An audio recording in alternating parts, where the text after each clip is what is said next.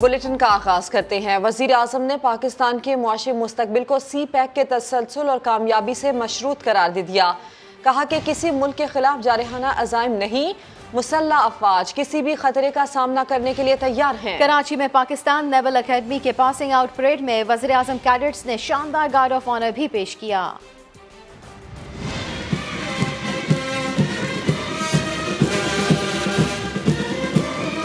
Pakistan naval academy Karachi passing out parade की शानदार तकरीब। कमीशन अफसरान में 24 पाकिस्तान से जबकि 19 दोस्त मुल्कों से हैं।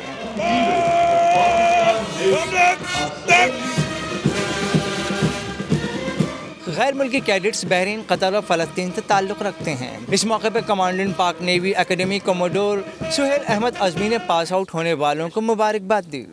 We congratulate the parents who are present here, seeing their children graduate from the Naval Academy. वज़ीर आज़म शहबाज शरीफ मेहमान खास थे, भरपूर इस्तकबाल हुआ। तकरीब से खिताब में वज़ीर आज़म शहबाज शरीफ ने कहा, पाकिस्तान का दिफा मजबूत हाथों में है। पाकिस्तान बहरिया दिफा में अहम किरदार अदा कर रही है।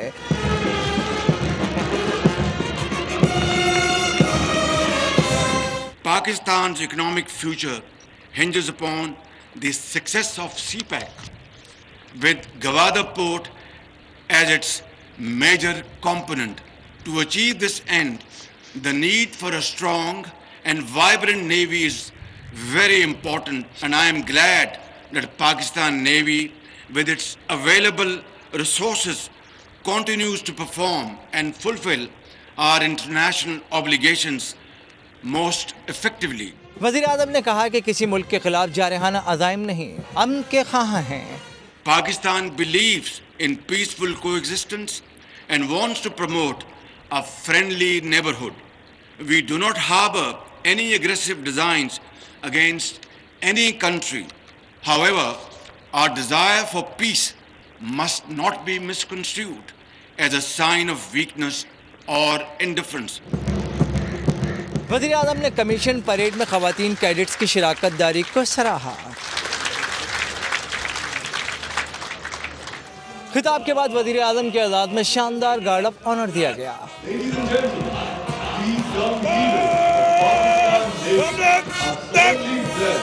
इस मौके पर पास आउट होने वाले कैडेट्स से हल्फ भी लिया गया। आइन की हिमायत करूंगा, जो अवाम की ख्वाहिशात का मज़हर है। तकरीब में बहरिया के जवानों ने पेशा वराना महारत का उम्दा मुजाहिरा किया। मुल्की मईशत के लिए अच्छी खबर, पाकिस्तान को चीन से 2 अरब 30 करोड़ डॉलर कमर्शियल कर्ज मौसूल हो गया। रकम मिलने के बाद मुल्की ज़र मुबादला के ज़खायर 16.5 अरब डॉलर से तजावुज़ कर गए। शकील अहमद की रिपोर्ट। हर मुश्किल में पाकिस्तान के साथ खड़ा रहने वाला चीन डगमगाती मईशत को सहारा देने भी पहुंच गया। दोस्त मुल्क से 2 अरब 30 करोड़ डॉलर कमर्शियल कर्ज की रकम स्टेट बैंक ऑफ पाकिस्तान में जमा। वफाकी वजीर खजाना मिफ्ताह इस्माइल ने ट्वीट पैगाम में खुशखबरी सुना दी। कहा, इससे मुल्क की ज़र मुबादला के ज़खायर में बेहतरी आएगी। चीन से रकम मौसूल होने के बाद पाकिस्तानी ज़र मुबादला ज़खायर की मजमूई मालियत 16.5 अरब डॉलर से ज्यादा हो गई। स्टेट बैंक के ज़खायर 8 अरब 23 करोड़ डॉलर से बढ़कर 10 अरब 53 करोड़ डॉलर तक पहुंच गए, जबकि कमर्शियल बैंकों के ज़खायर की मालियत 5 अरब 97 करोड़ डॉलर है। चीन से अच्छी खबर ने IMF के साथ 6 अरब डॉलर कर्ज प्रोग्राम बहाली के लिए स्टाफ सतह का मुआहदा भी जल्द तय पाने के इम्कानात रोशन कर दिए। कामयाबी की सूरत में तवाज़ुन अदायगी में बेहतरी और डॉलर की ऊंची उड़ान में कमी आएगी। शकील अहमद, समा, इस्लामाबाद। पाकिस्तान को मुश्किल हालात से निकालने के लिए हुकूमत का एक और बड़ा फैसला। वज़ीर आज़म शहबाज शरीफ ने बड़ी सनतों पर 10% सुपर टैक्स लगाने का ऐलान कर दिया। सालाना 15 से 30 करोड़ तक कमाने वालों पर बिलतरतीब 1 से 4% टैक्स लागू होगा।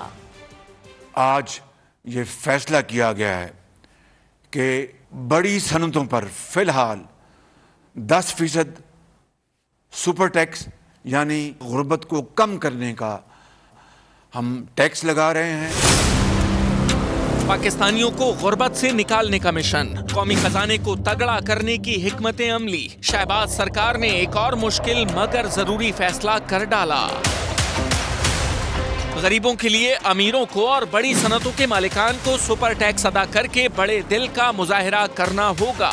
वजीर आजम शहबाज शरीफ ने बड़ी सनतों पर सुपर टैक्स लगाने का ऐलान कर दिया है। गुर्बत को कम करने का हम टैक्स लगा रहे हैं।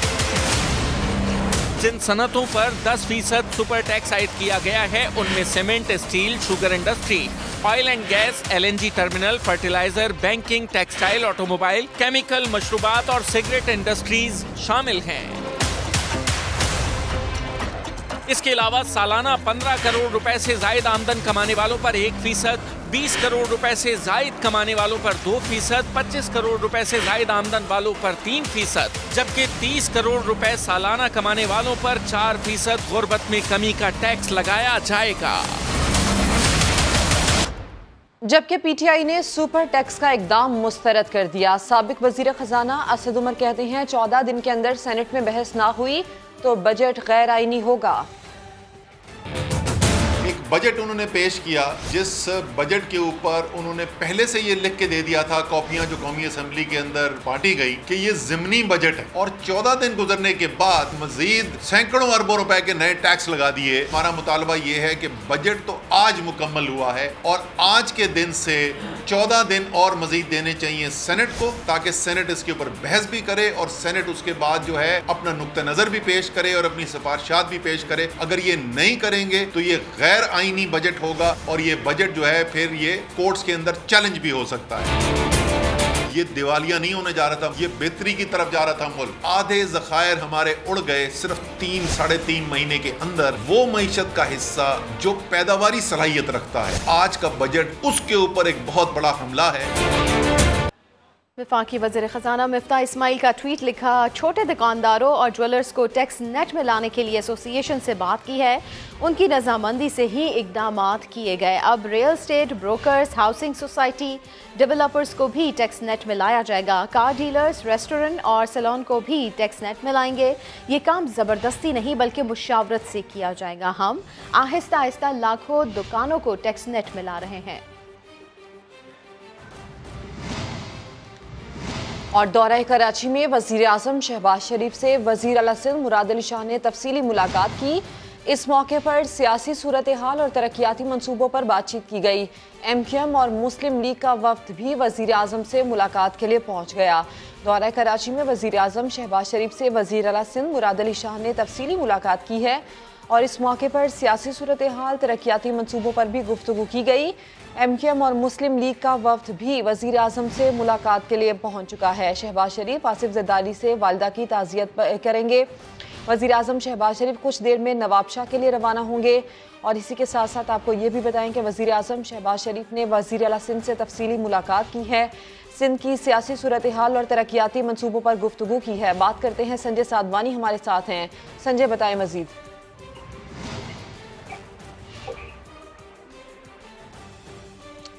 राबता संजय साधवानी से करने की कोशिश करते हैं। वज़ीर आज़म शहबाज शरीफ ने दौरा कराची में वज़ीर आला सिंध मुराद अली शाह से तफसीली मुलाकात की है। इस दौरे की मज़ीद तफसील ये सामने आ रही है कि इस मौके पर सियासी सूरत हाल और तरक्याती मंसूबों पर गुफ्तगू की गई है। संजय, बताएं इस हवाले से। जी बिल्कुल, वज़ीर आला सिंध और वज़ीर आज़म पाकिस्तान शहबाज शरीफ के दरमियान कराची में मुलाकात हुई है। मुलाकात में सिंध की सियासी सूरत हाल और जारी तरक्याती कामों पर गुफ्तगू की गई है। MQM के वफद ने भी वज़ीर आज़म पाकिस्तान से मुलाकात की है। इस मुलाकात में ख़ुसूसी तौर पर कराची के हवाले से जो वफाकी हुकूमत के आइंदा बजट में प्रोग्राम है उन पर बातचीत की गई है। MQM के वफद ने ये दरख्वास्त की है कि जल्द से जल्द जो कराची के मंसूबे हैं उन पर फौरी तौर पर अमल किया जाए और साथ ही साथ गवर्नर सिंध की जल्दी तकरीरी समेत दीगर उमूर पर भी बातचीत की गई है। जी संजय, तफसील के लिए शुक्रिया। और मुस्लिम लीग काफ में दरारें वाज़ेह होकर सामने आने लगी। चौधरी ज़हूर इलाही के ख़ानदान की सियासत बढ़ गई। चौधरी शुजात हुसैन के भाई चौधरी वजाहत ने नई जमात बनाने का ऐलान कर दिया। 5-6 महीने कोशिश करने के बावजूद आज तक मामला में सेटल नहीं कर सका और सख्त मायूसी भी हुई है, अफसोस भी है, दुख भी है। चौधरी शुजात साहब मैनू अजीज़ ने अपने वालिद की तरह, मगर वो उम्र दे हिस्से च आके मजबूर हो गए। उन्होंने कोई कसूर नहीं। ये जो कुछ भी हो रहा है ये जिन्हें बंदियां का कसूर है उन्होंने खुद इसका इलम नहीं कि चौधरी शुजात किस ताकत का नाम है।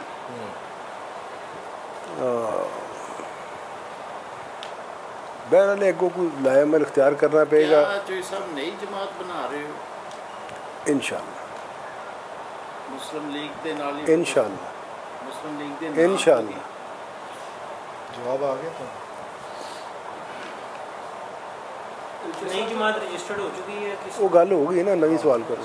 वफाकी वज़ीर दाखिला राना सनाउल्लाह के खिलाफ मनशियात बरामदगी के मुकदमे में फ़र्द जुर्म की कार्रवाई एक मरतबा फिर मौखर हो गई। अदालत ने मुकदमे पर कार्रवाई बगैर किसी पेशरफ्त के मुलतवी कर दी। वफाकी वज़ीर दाखिला राना सनाउल्लाह बजट इजलास में मसरूफियत की वजह से इंसदाद मनशियात की खुसूसी अदालत में पेश ना हो सके। वकील के जरिए एक रोज़ा हाजिरी मुआफ़ी की दरख्वास्त जमा करवाई, जिसे अदालत ने मंजूर कर ली। मज़ीद कार्रवाई अब 23 जुलाई को होगी।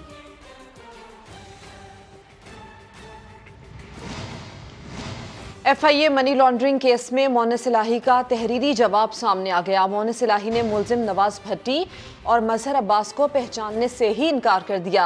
नवाज भट्टी के अकाउंट्स और शेयर से भी लाइलमी का इजहार किया। बात करते हैं जहांगीर खान हमारे साथ हैं। जहांगीर, FIA ने मोनिस इलाही से कितने सवाल किए थे और उन्होंने क्या जवाब दिए? जी, FIA की जानिब से मोनिस इलाही से 33 सवालात पर मुश्तमिल जो है वो सवालनामा उनको दिया गया था, जिसके लिए तफसीली जवाब उनको जमा करवाने की हिदायत की गई थी। मोनिस इलाही की वकला की मुशावरत के बाद ये तफसीली जवाबनामा जो है वो जमा करवा दिया गया, जिसमें मोनिस इलाही ने दोनों गिरफ्तार मुलजिमान नवाज भट्टी और मजहर अब्बास को न सिर्फ पहचानने से इनकार किया, बल्कि उनका ये भी कहना है इन जवाबात में कि इनके शेयर से मुतालिक भी इनको कोई मालूम नहीं। जहाँ तक बात है कि उन्होंने शेयर जो है उनको 16.2% शेयर जो उनके भाई की जानिब से तोहफे में दिए गए, जबकि 18.63% शेयर जो है वो इन्वेस्टमेंट करके उन्होंने खरीदे थे। बाकी इनका ये इस हवाले से कहना है कि तमाम तर सवालात जिनके जवाब FIA ने तलब किए थे वो वकला की मुशावरत के बाद ये जवाब जमा करवा दिए गए हैं। जब तक उनकी बेल है वो शामिल तफ्तीश है। FIA हुकाम के हवाले से कहना है कि तफ्तीश के तमाम तकाजे पूरे करने के लिए मोनिस इलाही से ये सवाल पूछे गए थे और इन तमाम तर सवाल को शुगर कमीशन की रिपोर्ट से जो है वो अखज़ किया गया था और साबिक मरहूम डायरेक्टर जो है उनकी रिसर्च के बाद ये सवाल तैयार किए गए थे। अभी तफ्तीश इनसे की जाएगी और तफ्तीश के बाद जो है कोई अगला लाहेअमल जो FIA हुकाम की जानिब से तय किया जाएगा। तफसील के लिए आपका शुक्रिया जहांगीर। गवर्नर पंजाब बलीगुर रहमान का कहना है कि वज़ीर-ए-आज़म के विजन के मुताबिक तरक्की का सफ़र जारी है। जनूबी पंजाब हमेशा से नून लीग की तवज्जो का मरकज़ रहा है। साबिक हुकूमत को आवाम की कोई फिक्र नहीं थी। मुश्किल हालात के बावजूद रिलीफ फराहम करते रहेंगे।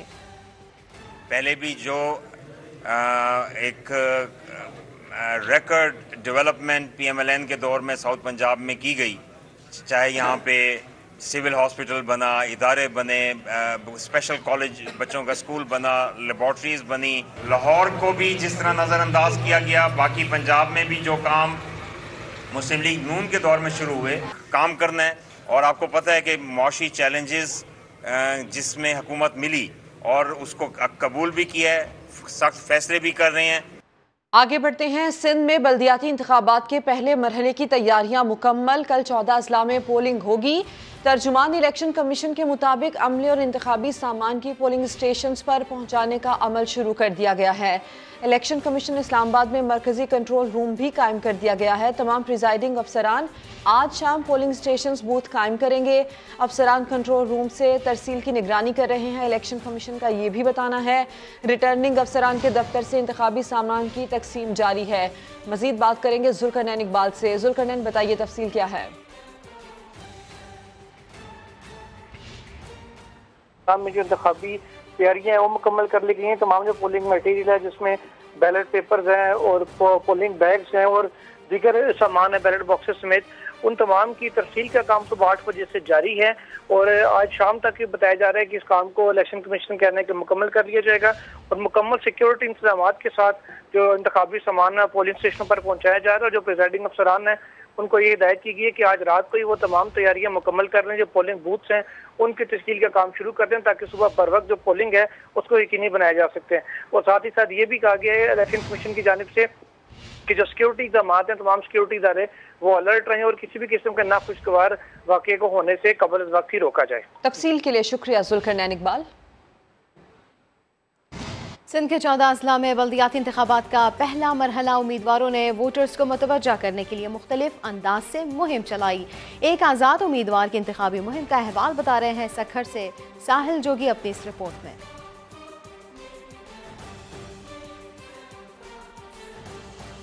आपको ये बताएं कि सिंध के 14 अजला में बल्दियाती इंतखाबात का ये पहला मरहला और ऐसे में उम्मीदवारों ने वोटर्स को मुतवज्जा करने के लिए मुख्तलिफ अंदाज से मुहिम चलाई है। और एक आज़ाद उम्मीदवार उसने किस तरह से इंतखाबी मुहिम चलाई बता रहे हैं साहिल जोगी अपने इस रिपोर्ट में।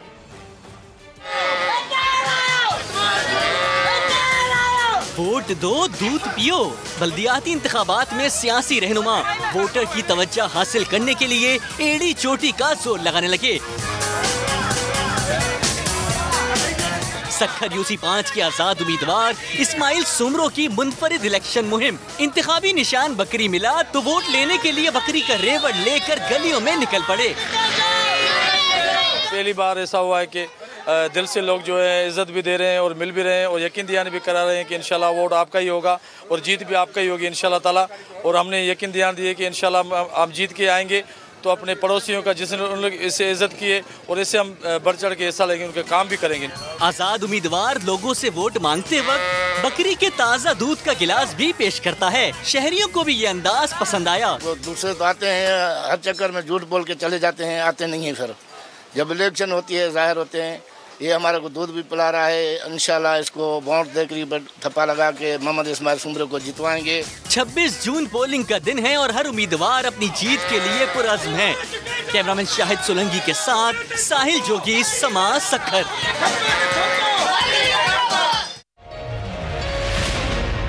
सिंध के 14 अजला में बल्दियाती इंतखाबात के लिए 26 जून को पोलिंग होगी। मजमूई तौर पर 6277 नशिस्तों पर इंतखाब होना था, लेकिन 1000 से ज़्यादा उम्मीदवार बिला मुकाबला मुंतखब हो चुके हैं। बात करेंगे जैकबाबाद की तो यहाँ से 135, शिकारपुर में 94, कंबर शहदाद कोट में 70, उमरकोट में 69, मीरपुर खास में 65, कश्मीर और कंदकोट से 46 जबकि लाड़काना से 11 उम्मीदवार बिला मुकाबला मुंतखब हुए। इसी तरह शहीद बेनज़ीराबाद से 105, सांगढ़ में 87, खैरपुर में 67, नौशहर फिरोज और घोटकी से 48, सक्खर में 34 जबकि ज़िला थरपारकर से 18 उम्मीदवार मुंतखब हो चुके हैं। बिला मुकाबला कामयाब होने वालों में चेयरमैन, वाइस चेयरमैन की नशिस्त पर 135 उम्मीदवार बिला मुकाबला मुंतखब हुए हैं। अब 752 नशिस्तों पर मुकाबला होगा, जबकि मेंबर डिस्ट्रिक्ट काउंसिल की 794 नशिस्तों में से 107 उम्मीदवार बिला मुकाबला मुंतखब हुए। अब मेंबर डिस्ट्रिक्ट काउंसिल की 687 नशिस्तों पर मुकाबला होगा। वफाकी वजीर शहरी रहमान का ट्वीट लिखा, सदर आरिफ अलवी की जानिब से तरमीमी बिल एतराज़ात के साथ वापस करना अफसोसनाक है। आरिफ अलवी PTI के सियासी मकासद के लिए मनसब का गैर ज़रूरी फ़ायदा उठा रहे हैं। इमरान खान के दौर में आरिफ अलवी ने ईवान सदर को ऑर्डिनेंस फैक्ट्री बनाया था। आरिफ अलवी मुल्क के नहीं बल्कि इमरान खान के सदर बने हुए हैं। सदर मुमलिकत को आईनी और पार्लिमानी मामलात में रुकावट नहीं बनना चाहिए। वफाकी वज़ीर शहरी रहमान उनकी जानिब से ये ट्वीट किया गया। ये लिखा कि सदर आरिफ अलवी की जानिब से तरमीमी बिल एतराज़ात के साथ वापस करना अफसोसनाक है। आरिफ अलवी PTI के सियासी मकासद के लिए मनसब का गैर ज़रूरी फ़ायदा उठा रहे हैं। जमात इस्लामी का ट्रेन ही लेट हो गई। अमीर सिराजुल हक ने कड़ी तनकीद की, कहा वो सूदी निज़ाम और बढ़ती कीमतों के खिलाफ निकले हैं। इमरान खान ने तमाम सूबों में तबाही मचाई, शहबाज शरीफ PTI को जिम्मेदार ठहराते हैं। अब मामलात ठीक करें। इमरान खान ने कराची में जाकर ऐलान किया था कि मैं 1100 अरब रुपया पाकिस्तान कराची के तरक्की के लिए दूंगा। उससे कराची तरक्की करेगा, पाकिस्तान तरक्की करेगा, लेकिन 11 रुपया भी नहीं दे सके और यू टर्न लेकर मुकर गए। मेरे दोस्तों, इन्होंने कराची को तबाह किया, इन्होंने सिंध को तबाह किया, इन्होंने बलूचिस्तान को तबाह किया।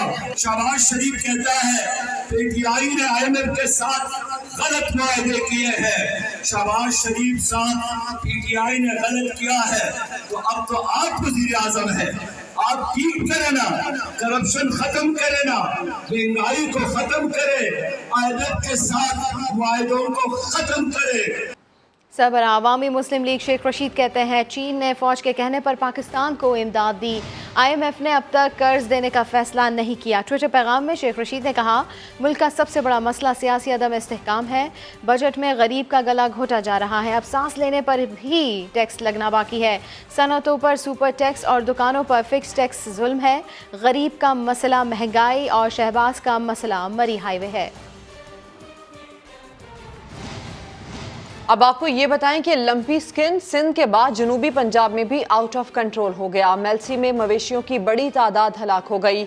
मवेशी मालिकान ने हुकूमत से फौरी मदद की अपील कर दी। आमिर इकबाल की रिपोर्ट। जनूबी पंजाब के जानू में लंपी स्किन की वबा खतरनाक हालत इख्तियार कर गई।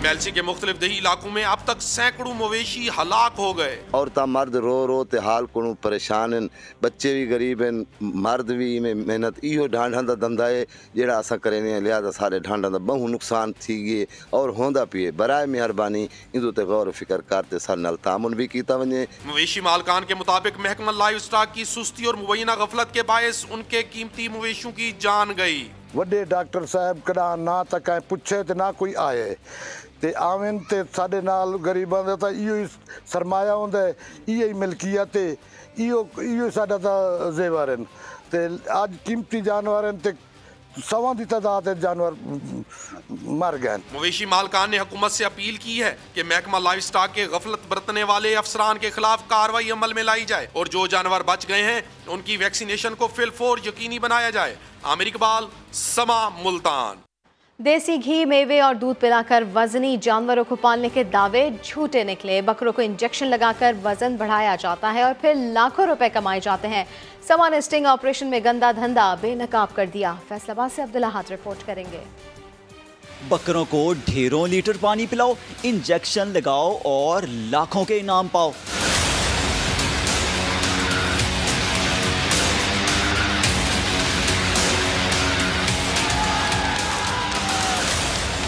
फैसलाबाद समा टीम का स्टिंग ऑपरेशन बकरों को देसी घी, मक्खन और दूध से पालने के दावों का पोल खोल दिया।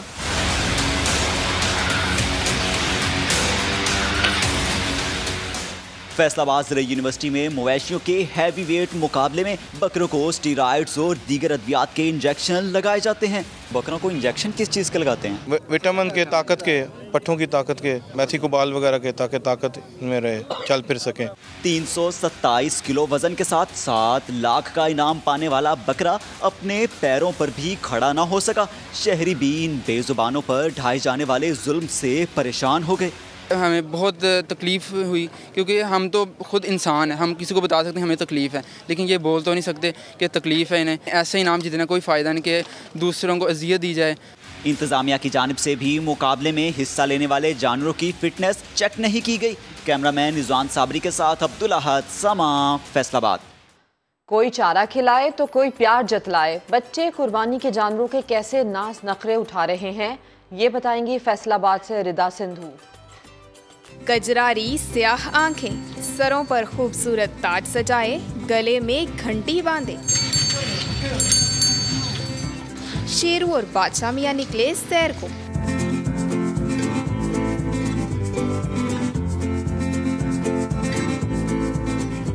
बच्चा पार्टी की तो जैसे इन छतरों से पक्की यारी हो गई है। फैसलाबाद के इलाके तारिकाबाद की गलियों में दिन भर इन्हें घुमाते हैं। ये शेरू है, वो बादशाह है और ये मेरे बहुत अच्छे दोस्त बन गए हैं और मैं इनको अपने यहाँ से खाना खिलाता हूँ, पानी पिलाता हूँ और छुट्टियों में मुझे बड़ा मज़ा आता है और मैं ये चाहता हूँ कि कहीं ना जाए, मेरे पास रहे। सैरो तफरीह ही नहीं, बच्चों का खाना पीना भी इन जानवरों के साथ ही हो रहा है। कहता मैं खट्टे खाने लगा हूँ।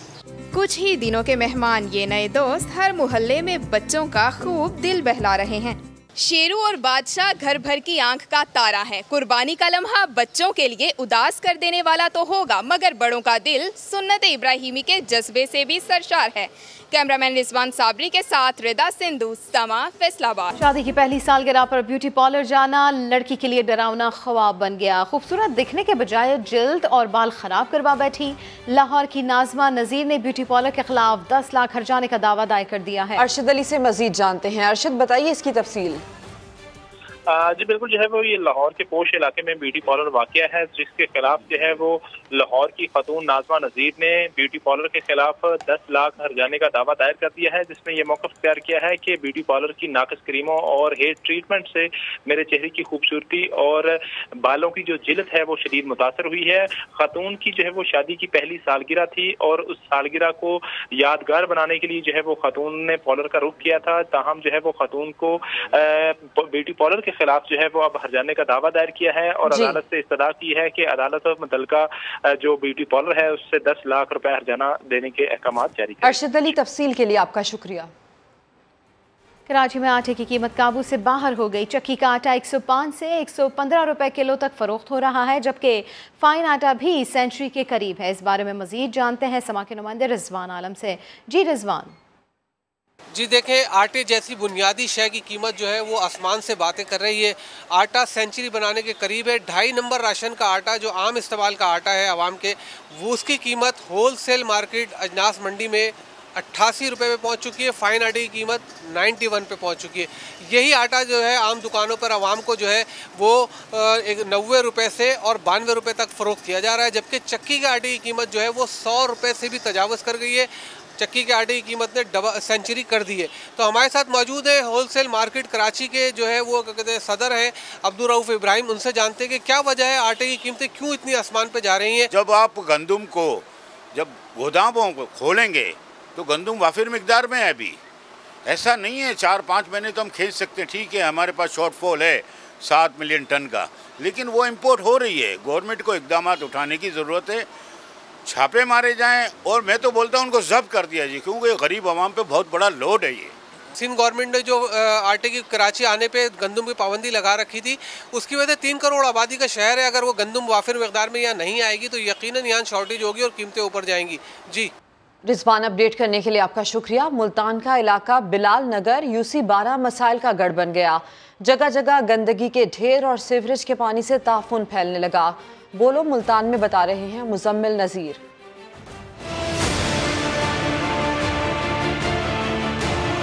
मेरा नाम मुजम्मिल नज़ीर है। मैं मुल्तान के मोहल्ला बिलाल नगर में रहता हूँ, यूसी 12 के अंदर। हमारे इलाके के MNA का नाम आमिर डोगर है और MPA का नाम जावेद अख्तर अंसारी है। आप देख सकते हैं हर जगह गंदगी है, गोबर है, मच्छर पैदा हो रहे हैं। मोहल्ले में सीवरेज ना होने की वजह से जगह जगह पानी है, जिससे बच्चे बड़े बीमार हो रहे हैं।